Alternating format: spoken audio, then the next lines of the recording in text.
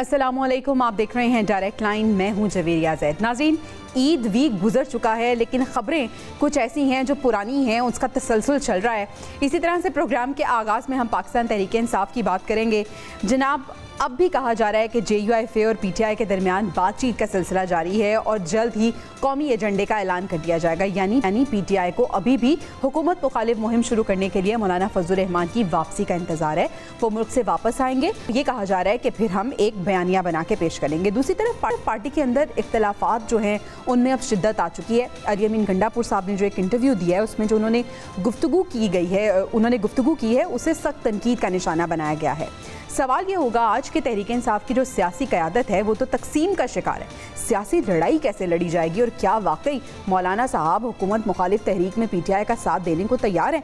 आज की दूसरी स्टोरी में हम बात करेंगे पाकिस्तान में गैर तौर पर मुकीम अफगान सिटीजन्स कार्ड होल्डर्स, अफगान जो शहरी हैं, उनके रज़ाकाराना तौर पर अपने मुल्क वापसी की 31 मार्च की डेडलाइन थी, जो कि ख़त्म हो गई है। उसके बाद उनकी वापसी का अमल शुरू कर दिया गया है। 1 अप्रैल से अब तक 1355 तारकीन वतन वापस जा चुके हैं और मुल्क की जो मौजूदा सूरत हाल है उसमें अफगान शहरियों का इनखला कितना ज़रूरी है, अपने पैनल के सामने ये सवाल रखेंगे। और प्रोग्राम के आखिरी हिस्से में हम बात करेंगे ट्रंप टैरिफ के असरात से मुतालिक। ट्रंप टैरिफ के बाद आलमी मंडियों में भूचाल नज़र आ रहा है। स्टॉक मार्केट्स में शदीद मंदी देखने को मिल रही है। पाकिस्तान स्टॉक मार्केट की बात करें तो 100 इंडेक्स 3297 पॉइंट्स की कमी से 1,15,499 की सतह पर आ गया और इसके साथ साथ अमरीकी टैरिफ और तेल की कीमतों में कमी का से सऊदी स्टॉक मार्केट भी क्रैश कर गई है।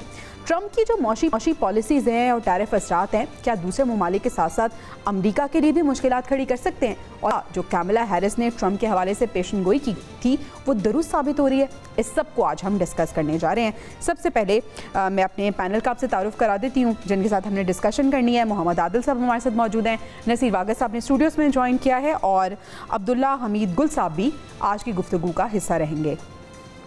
आदिल साहब, पाकिस्तान तहरीक इंसाफ की हम ओवरऑल बात कर लेते हैं। एक तरफ असद कैसर ये कह रहे हैं कि मौलाना का इंतज़ार किया जा रहा है, JUIFA के साथ हमारी बातचीत चल रही है। दूसरी तरफ हम जुनैद अकबर की बात करें तो वो कह रहे हैं कि हमें किसी जो इदारे हैं या रियासती इदारे हैं उनके ख़िलाफ़ हम बात नहीं करेंगे, हमें किसी के साथ इख्तलाफ नहीं है। तीसरी तरफ हम देख रहे हैं कि पार्टी के अंदर जो इख्तलाफात हैं वो शिद्दत इख्तियार करते जा रहे हैं। हम कंफ्यूज हैं या ये लोग खुद भी कंफ्यूज हैं, इन्हें खुद भी समझ नहीं आ रही आखिर हमने करना क्या है?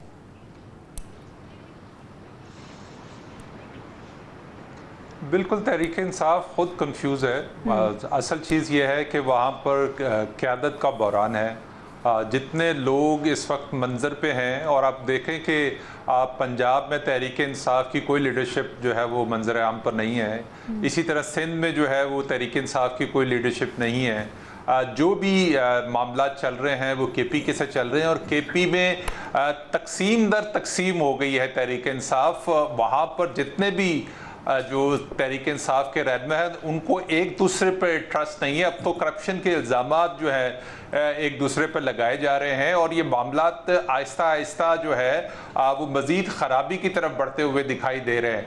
तहरीक इंसाफ की कोशिश थी कि ईद के बाद जो है वो हुकूमत के ख़िलाफ़ कोई बड़ी तहरीक शुरू करने में कामयाब हो जाएगी, लेकिन जिस किस्म के हालात इस वक्त नज़र आ रहे हैं उसमें लगता नहीं है कि कोई बहुत बड़ा कोई हुकूमत के लिए कोई मुश्किलात का बाइस बन सके तहरीक इंसाफ।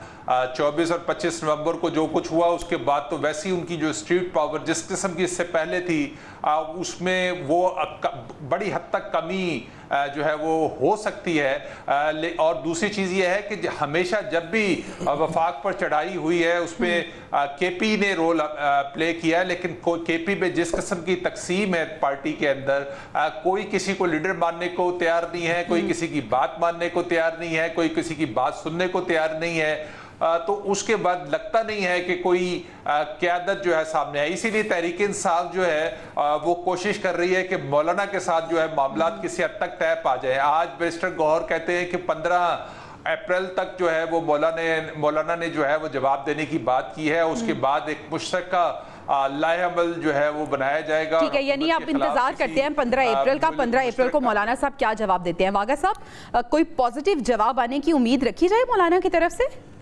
देखिए, ये तो मौलाना साहब जब पाकिस्तान वापस आएंगे तो बताएंगे, لیکن اس سے پہلے بھی مولانا صاحب کو ساتھ ملانے کی بہت ساری کوششیں پی ٹی آئی کی جانب سے ہوتی رہیں.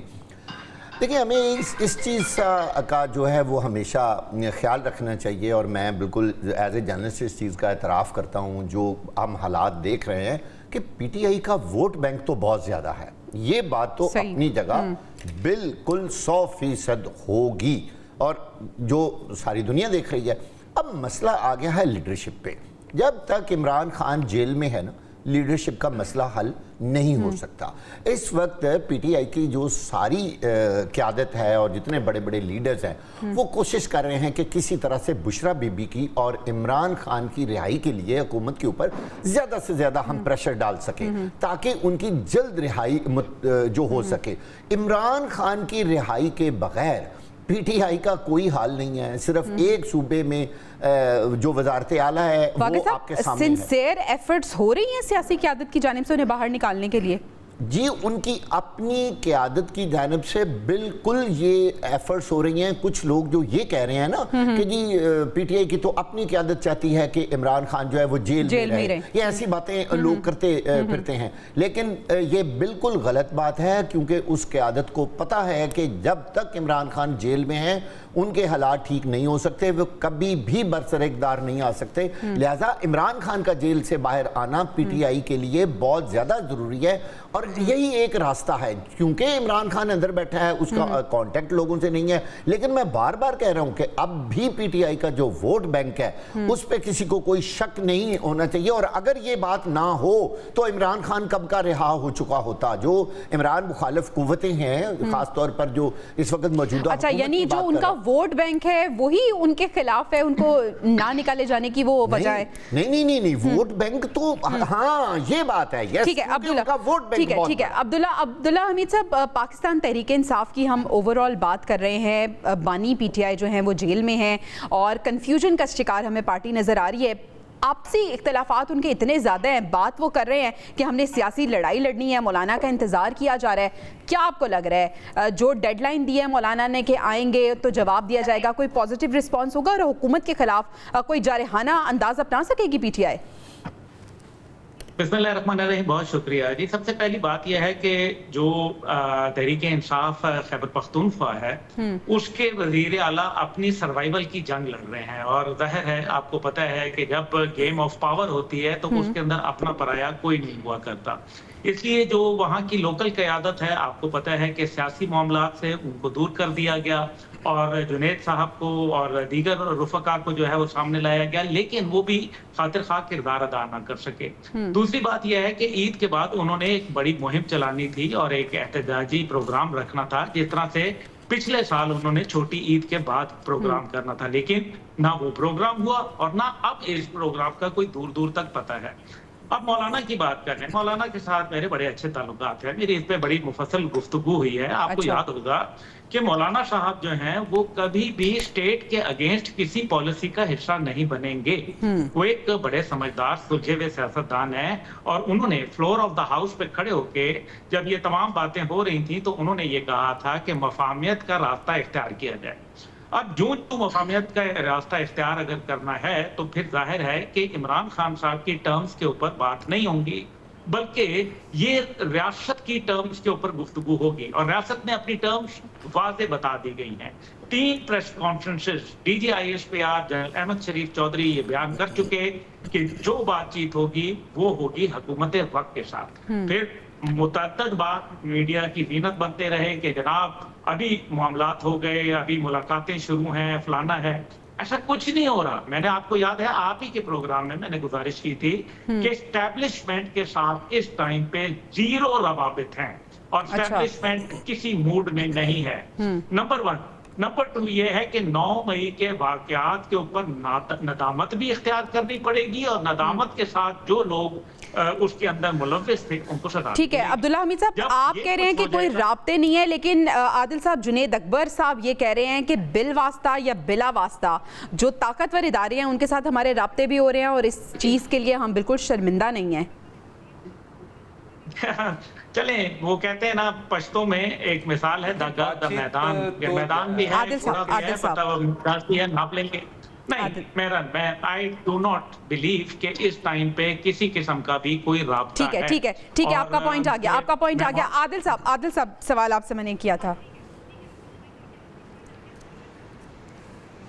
देखिए इस वक्त तो यकीनी तौर पर कोई राब्ता नहीं है। अच्छा। लेकिन माजी में हमने देखा कि किसी न किसी शक्ल में जो है वो बातचीत हुई है। उसमें अली अमीन गंडापुर जो हैं वो जो है वो बातचीत करते रहे हैं। जैसे आज़म सवाती ने भी एक अपनी बयान में कहा कि उनको भी एक टास्क दिया गया था, वो लगो कि वो टास्क कंप्लीट नहीं हुआ। अभी भी जो अमेरिका से एक वफ्द आया था तहरीक इंसाफ का, उसकी जो है एस्टैब्लिशमेंट के साथ मुलाकात हुई है और उसमें भी बहुत सारी चीज़ें डिस्कस हुई है। तो बातें किसी न किसी तरह चलती रही हैं। असल चीज़ ये है कि उन बातों को अगर किसी जगह पर पहुंचना है तो उसके लिए ज़रूरी है कि इमरान खान का रवैया और सबसे बड़ी रुकावट है। जब तक वो अपना रवैया तब्दील नहीं करेंगे, जब तक उनके सोशल मीडिया अकाउंट्स जो है वो एस्टैब्लिशमेंट के ख़िलाफ़ और फ़ौज की क़यादत के ख़िलाफ़ जहर उगलना बंद नहीं करेंगे, उस वक्त तो किसी सूरत भी जो है वो किसी भी शक्ल में जो है वो बातचीत नामुमकिन दिखाई देती है। तहरीक इंसाफ जो भी दावे करे, उन्होंने जो KPK में जब जैसे आर्मी चीफ गए थे और वहाँ पर उन्होंने उस मुलाकात को भी एक सियासी रंग देने की कोशिश की थी, जिसकी बाद में तब्दील आ गई थी जो है फ़ौज की तरफ से। तो तहरीक इंसाफ तो अपनी तरफ से पूरी कोशिश कर रही है कि किसी तरीके से बातचीत के दरवाजे खुल जाए उनके लिए, लेकिन उसके लिए ज़रूरी है कि तहरीक इंसाफ पहले अपना रवैया तब्दील करे। खासकर इमरान खान खामोश होंगे, उनको कोई गारंटी उनकी लेगा तो फिर ही किसी सूरत में कोई बातचीत का मामला निकल सकता है। अब जो इस वक्त के हालात है, तहरीक इंसाफ अपने तौर पर तो बड़ी कोशिश कर रही है कि वो हुकूमत के खिलाफ कोई बड़ी को एहतजाज की शक्ल बनाने में कामयाब हो जाए, लेकिन लगता नहीं है कि वो किसी सूरत में जो है वो एहतजाज जो है वो कर सके। ठीक है वाक़ा साहब, तमाम हरबे PTI अपना चुकी है, अब मौलाना का इंतजार किया जा रहा है। आपको लगता है कि क्या पाकिस्तान तहरीक इंसाफ बेबस हो गई है और अब वो चाह रही है कि एक बार दोबारा से हम टेबल पे बैठे हैं, हमारे से कोई बातचीत करे? ऐसा कोई रास्ता आपको लग रहा है कि वो अपनाने जा रही है? एक बात जो मैंने पिछले दिनों महसूस की है कि अली अमीन गंडापुर की इतने घंटे तवील मुलाकात अडयाला जेल में होना ये कोई आम बात नहीं है। अच्छा, ये बात बिल्कुल क्लियर है कि एस्टेब्लिशमेंट की मर्जी के बगैर अडयाला जेल में इमरान खान से कोई शख्स नहीं मिल सकता। ये बात 100% दुरुस्त है। आप जब मर्जी चेक कर लें, ऊपर हाई कमान से परमिशन मिलती है कि कौन कौन उससे मिल सकता है। अब मिलता कौन है? जिनके एस्टैब्लिशमेंट से राब्ते हैं। PTI का बैकडोर डिप्लोमेसी काम कर रही है और वो पिछले दरवाजे से एस्टैब्लिशमेंट के साथ 100% राब्तों में हैं। लेकिन प्रॉब्लम क्या आता है कि जो भी मैसेंजर इमरान खान से मिलने जाता है, वो आज़म सवाती हो, वो अली अमीन गंडापुर हो, मसला ये है कि इमरान खान जो है वो अपनी उन बातों से टस से मस नहीं हो रहा है। यही वजह है कि वो अभी तक जेल में हैं। एक तो उनका मेन पॉइंट ये है कि हमारी जो फॉर्म 47 पे ये हुकूमत बनी हुई है, ये ख़त्म करके हमारी हुकूमत को कायम दायम किया जाए। दूसरा, जो लोग इस वक्त जेलों में हैं वो मुकदमे ख़त्म करके उनको रिहा किया जाए। और तीसरी शर्त उनकी अपनी रिहाई की है कि उसके बाद बेशक मुझे रिहा कर दिया जाए। लेकिन ये वो शराइत हैं जो ना तो इस्टेब्लिशमेंट मानेंगी और ना ही मौजूदा हुकूमत मानेगी। वाक़ई साहब, अगर इन शराइत में कमी कर दें तो फिर कोई रास्ता निकल सकता है इनके लिए? जी, बहुत अच्छा सवाल। बिल्कुल हो सकता है, अगर तो तहरीक इंसाफ चाहती है कि कोई दरमियाना रास्ता निकल आए तो फिर उनको अपनी शराइत को नरम करना पड़ेगा। मौजूदा हालात के अंदर बेहतर यह है कि इमरान खान खुद बाहर आए। जो 9 मई के मुकदमा, देखिए हुकूमत ने तो बदलना नहीं है, ये जो उनका एक सबसे बड़ा मुतालबा है ना, इससे उनको दस्तबरदार होना पड़ेगा कि फॉर्म 47 ठीक है, अपने रवैये में तब्दीली लानी होगी, अपने जो मुतालबात हैं उनको थोड़ा कम करना होगा, थोड़ी नरमी लानी होगी, और कुछ मुतालबात ऐसे हैं जिनसे दस्तबरदार होने की भी ज़रूरत है। अब्दुल्ला साहब, आपको भी ऐसा लगता है कि पाकिस्तान तहरीक इंसाफ को थोड़ा सा झुकाव कर लेना चाहिए? अगर वो झुकते भी हैं तो ये उनके ही फ़ायदे में होगा, क्योंकि बानी PTI जब तक जेल में है, पार्टी तो इसी तरह से चलती रहेगी और पार्टी के जो मसले मसाइल हैं और कंफ्यूजन है वो ऐसे ही बरकरार रहेगी। देखिए, इसमें तो कोई दूसरी राय नहीं है कि उनको अपने मामलात के ऊपर एक कैथारसिस डेवलप करना पड़ेगा और उनको अपने मामलात के ऊपर रजू करना पड़ेगा और उसको नदामत इख्तियार करनी पड़ेगी। देखें, power grows out from the barrel of the gun. बंदूक की नाली से जो है वो ताकत बरामद होती है और यहाँ तो फिर मामलाई फर्क है। इसलिए दूसरी बात, जो उनका एक बहुत बड़ा डेंट पा तहरीक इंसाफ को, वो हुआ सानिया जाफर एक्सप्रेस के बाद। सानिया जाफर एक्सप्रेस पे पूरी कौम का सेंटिमेंट ये था कि हम लोग जो हैं वो अफवाज पाकिस्तान के साथ खड़े हैं, सिक्योरिटी इदारों के साथ खड़े हैं। लेकिन दूसरी जानिब जब वो महरंग लांगों के साथ बातचीत करने जा रहे हैं और उनके हवाले से जिस तरह से सोशल मीडिया के ऊपर मेरे ख्याल में BLA के तर्जुमान बनते नजर आए, इस बात से पाकिस्तानी कौम के अंदर बहुत ज्यादा उनके हवाले से एक दूसरी सोच जो है वो पैदा हो गई है और मैं समझता हूं कि ये वोट बैंक में भी बहुत बड़ा डेंट डालेगी। लेकिन जहां तक मामलात हैं कि वो इमरान खान साहब नहीं मान रहे, मेरा ख्याल है कि ये अदर वे राउंड है। यहां नहीं मान रहे, रावलपिंडी एक कदम भी पीछे हटने के लिए तैयार नहीं है। मैं मतलब अभी इस पे मजीद क्या बोलूं, क्योंकि कुछ चीजों का मैं अमीन हूं, राहदार हूं। मुझे मालूम है कि इमरान खान साहब ने कई दफा पैगामात भिजवा चुके हैं और उसके अंदर सिर्फ जो देखे ना, रावलपिंडी की जो सोच है वो पहले ये कहती है, वही सोच है जो जनरल अहमद शरीफ चौधरी साहब बता चुके हैं।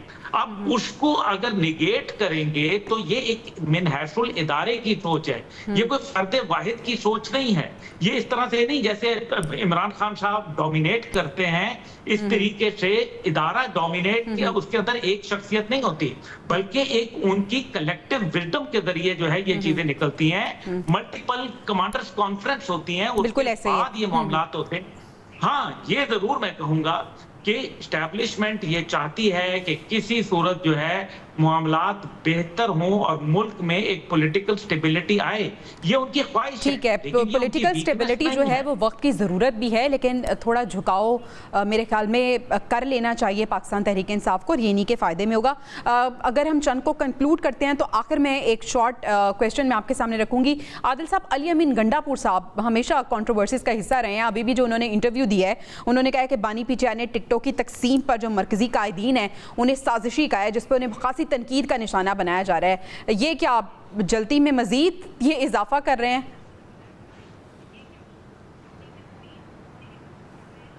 जाहिर सी बात है, और KP के अंदर उनको मुश्किलात का सामना है। उनकी अपनी जो क़यादत है, वहाँ पर जो लोकल लीडरशिप है जो उनकी मुखालिफ है, और वो चाहते हैं कि अली अमीन गंडापुर को जो है वजारत उज़्मा से उठाया, वजारत आला से हटाया जाए।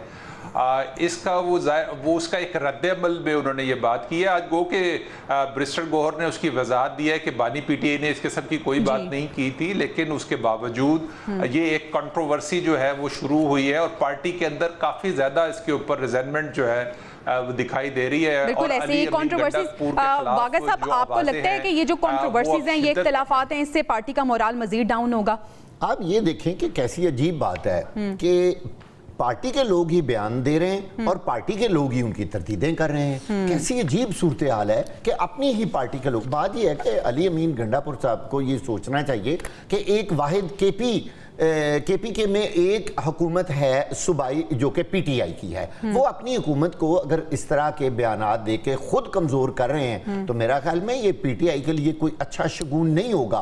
और अगर इस तरह की सूरत हाल हुई तो फिर PTI के अंदर KP के में एक नई जंग शुरू हो जाएगी कि कौन बनेगा, वो कहते हैं ना करोड़पति, कौन बनेगा वजीर आला। फिर इसकी एक नई दौड़ लग जाएगी। अब्दुल्ला साहब, अपनी सीट को बचाने के लिए अली अमीन गंडापुर साहब ये सारे हरबे आजमा रहे हैं, आपको क्या लग रहा है?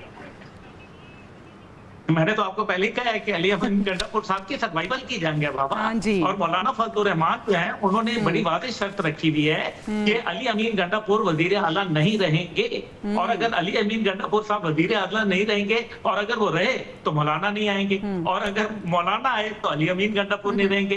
तो he is trapped between devil and deep blue sea, आगे खड़ा पीछे खाई है। तो इसलिए अली अमीन गंडापुर साहब को जो अंदर से भी रेजिस्टेंस मिल रही है, जो पार्टी की जानिब से मिल रही है, اور وہ یہ سمجھتے ہیں, آپ جو کہا کہ اسٹیبلشمنٹ سے رابطے بالکل ہوتے ہیں, ایک چیف منسٹر ہیں, صوبے کے اندر دہشت گردی کی جنگ جاری ہے اور روابط رہتے ہیں. آپ کو یاد ہے کہ کور کمانڈر صاحب نے ان کو گھر پہ افطاری کے لیے بھی مدعو کیا تھا, تو اس میں کوئی اچنبے کی بات نہیں ہے. لیکن اس سے ہر چیز یہ مطلب نہیں چلتا. دیکھیں میں آپ کو یہ جو ساری بات چیت ہوتی ہے نا کہ بات چیت ہو رہی ہے سائڈ لائنز پہ, جیسے یونائٹڈ نیشن جنرل اسمبلی میں جب جاتے ہیں تو وہ جناب وہاں سے امریکہ کا صدر گزر رہا ہوتا ہے تو اس سے بھی ہیلو کر لیتے ہیں, وہ ہاتھ ملا لیتا ہے, تو ہم یہاں خبر بنا لیتے ہیں کہ جی ان کے ساتھ جو ہے طویل ملاقات کے اندر پتہ نہیں باہمی امور پہ گفتگو ہوئی. بھائی جب نیشنل سیکیورٹی کے معاملات پہ وہ آتے ہیں بات کرتے ہیں تو سائیڈ لائنز پہ وہ ساتھ اپنی بھی بات کر لیتے ہیں, جس طرح ابھی ذکر کیا گیا عادل صاحب کی جانب سے کہ وہ ایک ملاقات ہوئی تھی جو کہ آرمی چیف جس کو بالکل غلط رنگ دیا گیا, وہ ایسے ہی تھا کہ سائیڈ لائن کے اوپر ایک ملاقات کہ جی ہمارا کیا بنے گا, انہوں نے کہا ہاں بعد میں بات کریں گے. کیا اس کو بات چیت کہیں گے؟ بات چیت نہیں ہوتی ہے.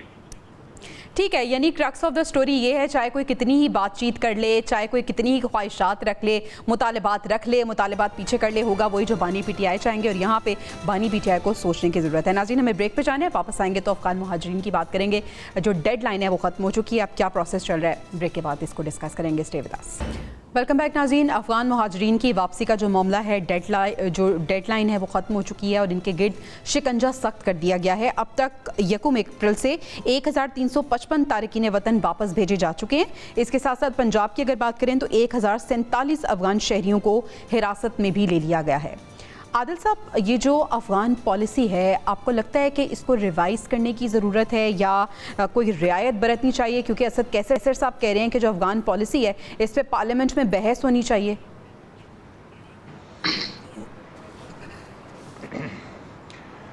دیکھیں افغان پالیسی یہ تو ریاست کا کام ہے کہ ایک موقع پر جب افغان جنگ چھڑی تھی 80s میں تو پاکستان آنے کی مہاجرین کو اجازت دی تھی, اور اب جس قسم کے حالات ڈیولپ ہو چکے ہیں اور افغانستان کے ساتھ ہمارے جس قسم کے معاملات ہیں, اس کے بعد حکومت کا فیصلہ ہے کہ ان کو واپس جانا بھیجنا چاہیے. تو ہر ریاست کا اپنا فیصلہ ہے, اس کو پہ امپلیمنٹ ہونا چاہیے. لیکن یہ صرف وفاق جو ہے وہ اکیلا اس جو ہے وہ بے دخلی پہ جو ہے وہ بڑا کردار ادا نہیں کر سکتا. اس میں صوبائی حکومتوں کا بہت بڑا رول ہے. سندھ اور پنجاب کی طرف سے تو ایک اچھا رسپانس ہے کہ وہ ایفرٹ کر رہے ہیں وفاق کے ساتھ مل کر, لیکن سب سے زیادہ افغان جو ہے وہ چونکہ کے پی کے میں ہے, لیکن کے پی کے حکومت نہیں چاہتی کہ ان کو وہاں سے بے دخل کیا جائے, کیونکہ جو پی ٹی آئی کا جو ایک بڑا ووٹ بینک بھی ہے اور ایک بڑی سپورٹ بھی ہے وہ ان کو افغان شہریوں کی طرف سے ان کو ملتی ہے. تو اسی لیے تحریک انصاف کی حکومت کی کوشش ہے کہ ان کو نہ نکالا جائے. لیکن یہ ریاستی فیصلہ ہے, اور آپ یہ دیکھیں کہ اس سے ہمارے وسائل کے اوپر کتنے جو ہے وہ اثرات مرتب ہو رہے ہیں. ہماری اکانومی پہ ایک بہت بڑا برڈن جو ہے وہ افغانوں کی شکل میں موجود ہے. اس وقت 18 ماہ میں جو ہے وہ کوئی 8.5 لاکھ افغان جو ہے ان کو بے دخل کیا گیا ہے, اور ابھی 20 لاکھ سے زیادہ جو افغان جو ہیں وہ پاکستان کے اندر موجود ہیں. اور اس میں جو سب سے انفارچونیٹ صورتحال ہے وہ یہ ہے کہ جو جتنے بھی ادارے ہیں, چاہے وہ نادرا کا ڈیٹا ہو, چاہے وہ شماریات کا ڈیٹا ہو, چاہے وہ وزارت داخلہ کا ڈیٹا ہو, ان کے ڈیٹے میں بڑا ڈفرنس ہے. یعنی کہ جو رپورٹس ان کے پاس موجود ہیں, جو فگرز ان کے پاس موجود ہیں, وہ دونوں وہ سارے آپس میں جو ادارے ہیں ان کے ملتے نہیں ہیں. تو جس کی وجہ سے جو ہے وہ یہ ساری اب تک کی جو صورتحال ہم دیکھ رہے ہیں کہ ایک مشکلات ہے ان کو بے دخل کرنے میں. واقعہ صاحب, اگر ہم پاکستان تحریک انصاف کی بات کریں تو کیا صرف ووٹ بینک کو بچانے کے لیے ریاست کے ریٹ کو چیلنج کیا گیا ہے؟ مطلب ہر بار ہر جگہ پہ روڑے اٹکانے ہی اٹکانے ہیں انہوں نے. نہیں, میں تو یہ بات بالکل نہیں سمجھا کہ تحریک انصاف اپنے ووٹ بینک بچانے کے لیے جو لوگ غیر قانونی طور پر پاکستان میں مقیم ہیں ان کو وہ رکھنا چاہتی ہے. سب سے پہلے تو ہمیں یہ سوچنا ہوگا کہ یہ غیر قانونی مقیم کون ہے, یعنی جو افغان لوگ یہاں پہ ہیں ان کا سٹیٹس کیا ہے. آپ یا مجھے کوئی یہ بتایا کہ جب ان کے شناختی کارڈ بن گئے, جب ان کا ووٹ بن گیا, ابھی کہا ہے نا انہوں نے کہ جی ووٹ بینک ہے پی ٹی آئی کا, ان کے پاسپورٹ بن گئے, ان کی شادیاں, انہوں نے یہاں پہ بے تحاشا جائیدادیں خریدی ہوئی ہیں, ان کا آپ کی پوری ٹرانسپورٹ پہ قبضہ ہے. آپ دیکھیں کس طرح آپ اتنی بڑی تعداد میں افغان مہاجرین ہم ان کو کہیں یا ہم ان کو کیسے کہیں گے کہ وہ انلیگل آکوپینٹ ہے وہ پاکستان کے اندر. بات یہ ہے کہ جب وہ لوگ شادیاں کر رہے تھے تو کیوں نہیں ایک ایسی پالیسی بنائی گئی کہ ان کو مستقل شناختی کارڈ نہ دیا جائے, پھر ان کی جائیدادیں خریدنے پر یہاں پابندی لگتی, پھر ان کے ٹرانسپورٹ پہ. آپ جائیں لاہور کی کتنی مارکیٹیں اس وقت بھی افغانستان کے لوگ چلا رہے ہیں, تو کس طرح آپ ان کو بے دخل کریں گے؟ ان نے اس طرح ان کے پنجے گاڑے ہوئے ہیں انہوں نے پاکستان کے اندر.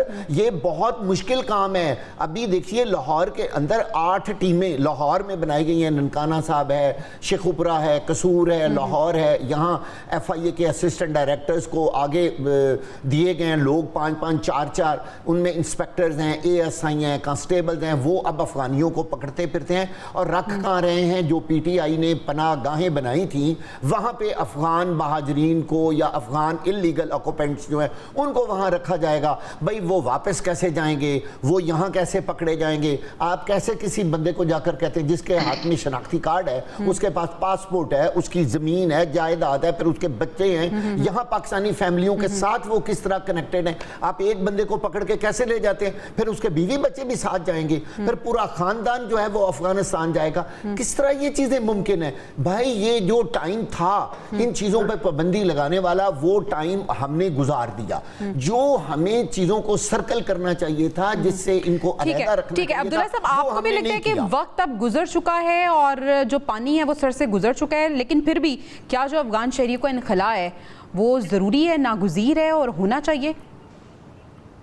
دیکھیں میرا خیال ہے کہ میں 2-3 باتیں بڑی اہم ہیں. پہلی بات یہ ہے کہ کسی بھی ملک میں کوئی بھی شخص اگر رہے انکلوڈنگ پاکستان, اس کا ڈاکومنٹڈ ہونا چاہیے. انلیگل نام کا کوئی چیز نہیں ہونی چاہیے, یہ بات تو طے ہے. دوسری بات یہ ہے کہ آپ نے بڑی اچھی شروع میں بات کی کہ جی ایک پالیسی, تو پالیسی ہم نے بنائی کب تھی؟ تو نہ دیر از نو اسٹیٹڈ پالیسی آن کشمیر, اور اسی طرح سے کوئی جامع جو حکمت عملی ہے وہ ہماری افغانستان کے حوالے سے موجود نہیں ہے. تو ہم باغبانی کشتی ہیں, کبھی کہیں چلے جاتے ہیں, کبھی کہیں چلے جاتے ہیں. تو ایک بات یہ. دوسری بات یہ ہے کہ کہیں بھی یہ گمان نہیں ہونا چاہیے کہ ان کو کسی ریئیکشن کے طور پر نکالا جا رہا ہے, یعنی کہ اس کے اندر وہ ایلیمنٹ آف اینگر ہے وہ نہیں آنا چاہیے. اور تیسری بات جو اس کے اندر اہم ہے وہ یہ ہے کہ افغانستان کے اندر وہ خود کہتے ہیں کہ ہمارا امن آ گیا ہے اور ہماری جو اس ٹائم پہ معیشت ہے وہ پاکستان کی معیشت سے بہتر ہے. تو پھر ان کا واپس جانے میں کوئی برائی بھی نہیں ہے. اور اہم بات یہ ہے کہ جو ہم ویڈیو دیکھ رہے ہیں اور جو ہمیں ظاہر ہے, ہمیں دکھ بھی ہوتا ہے اس کا, وہ یہ ہوتی ہے کہ جی ان کو جو ہے وہ کہیں سختی بھی ہوتی ہے. لیکن اگر ایک ڈیڈ لائن دے دی ہے, ایک حتمی تاریخ دے دی ہے, آپ نے اس کے بعد اس کے اندر توسیع کر دی, پھر مزید توسیع ہوتی چلی گئی, 1.5 سال کا عرصہ گزر گیا, آپ پھر بھی نہیں مان رہے, پھر جس دن پولیس آئے گی وہ تو ریئیکٹ کرے گی. تو جب بار بار کہنے پہ اگر تو پھر وہ منظر نامے جو ہوتے ہیں وہ ہمیں سوشل میڈیا پہ گردش کرتے نظر آتے ہیں اور ہمیں دکھ بھی جو ہے پہنچاتے ہیں. لیکن اس کے پیچھے جو 1.5-2 سال کی وارننگز ہیں اس کو ہم بالکل جو ہے نا وہ صرف نظر کر دیتے ہیں. دوسرا اس کے اندر جو افغانستان کے حوالے سے بات یہ ہے کہ افغانستان ہی نہیں بلکہ اس کے اندر روہنگیا کے لوگ بھی پاکستان میں موجود ہیں, بنگال کے لوگ بھی موجود ہیں, اس کے اندر عرب اور افریقی ممالک کے بھی لوگ شامل ہیں. ان کے لیے بھی یہی policy it should be for everyone. ٹھیک ہے. اس چنک کو کنکلوڈ کرتے ہیں. عادل صاحب, شارٹ آنسر آپ سے جاننا چاہوں گی. اب جو افغانستان کے ساتھ ہمارے معاملات چل رہے ہیں, دہشت گردی کی بھی صورتحال ہے, ہم دیکھ رہے ہیں عبوری حکومت کے ساتھ ہمارے معاملات بھی کچھ کھچاؤ کا شکار نظر آ رہے ہیں. ایسے میں اس پالیسی پہ, یا آپ کہہ دیں کہ جو پالیسی ہم نے پھر بھی جو سو کالڈ ہم نے بنا دی ہے, اس کو جو امپلیمنٹ کیا جا رہا ہے, کیا اس کا ریئیکشن ملے گا ہمیں؟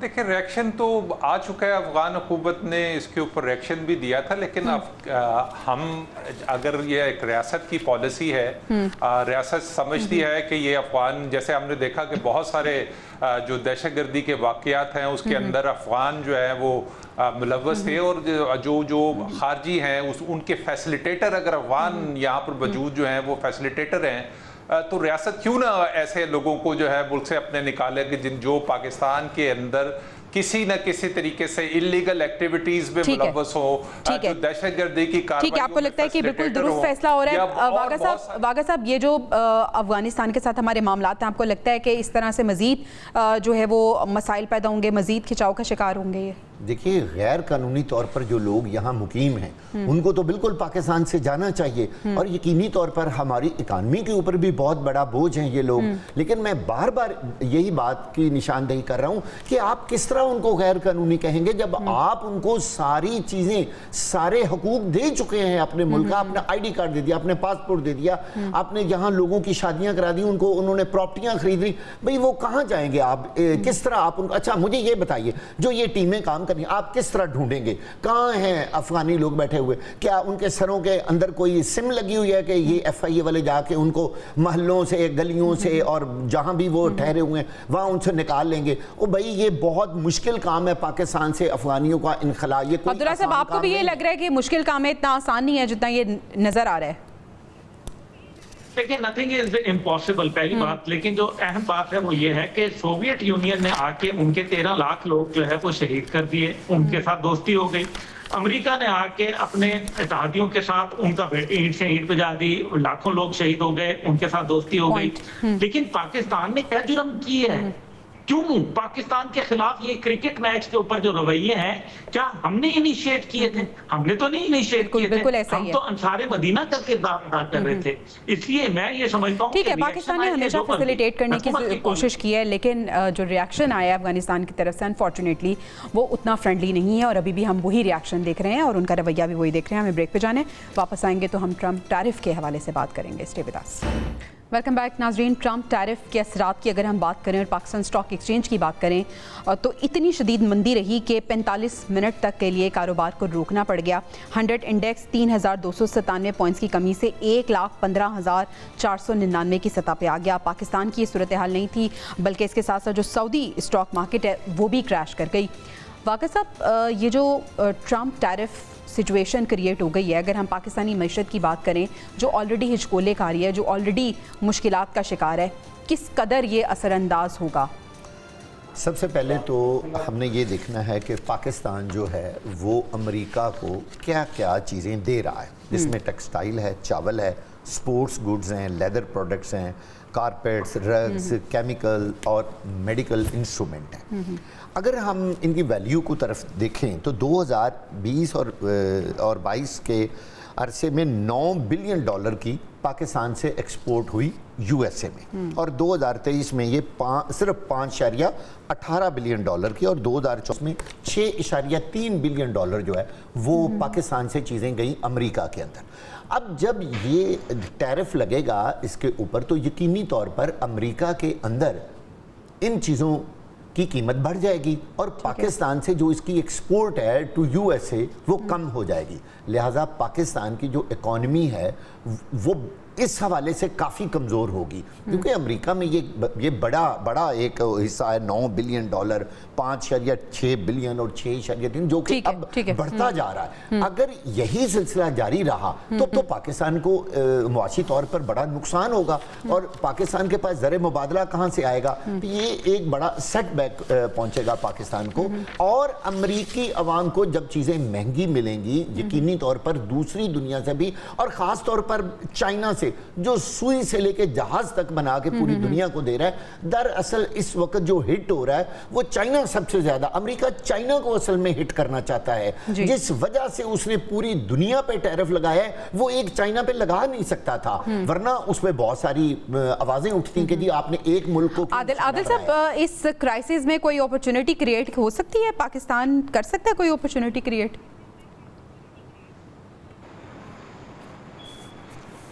देखिए, प्राइम मिनिस्टर ने कोशिश तो है, लेकिन मेरा नहीं ख्याल है कि अगर कोई अमेरिका से बातचीत की जाए उससे कोई पाकिस्तान को रिलीफ मिल सके। पहले तो ख्याल ये था कि صرف چائنا کی حد تک امریکہ جو ہے وہ اس قسم کے معاملات کو لے کے چلے گا، لیکن اس نے تو پوری دنیا پہ لگائی ہے اور اپنے دوستوں کے اوپر بھی. اب یورپی یونین جو ہے وہ امریکہ کے خلاف اس نے بھی جوابی ٹیرف لگا دیا ہے. ایک ٹریڈ وار کی صورتحال اس وقت پوری دنیا میں ہے، پوری دنیا کی طرف سے اس کا شدید ریئیکشن ہے. جس قسم کے حالات اب پیدا ہو رہے ہیں، جس طرح سے اسٹاک مارکیٹ پوری دنیا کی کریش کر گئی ہے، اس کا اب جو امریکہ سمیت جو عالمی معیشت ہے 60% گراوٹ جو ہے اس وقت دکھائی دے رہی ہے. تو یقینی طور پر اس کے اثرات صرف پوری دنیا کے اوپر نہیں، امریکہ کے اندر بھی اس کے اوپر جو ہے وہ نظر آئے گا. آلریڈی پہلے ہی وہاں پہ جو انفلیشن جو ہے وہ بہت زیادہ تھی، جس پہ امریکی جو ہے وہ چیخو پکار کر رہے تھے.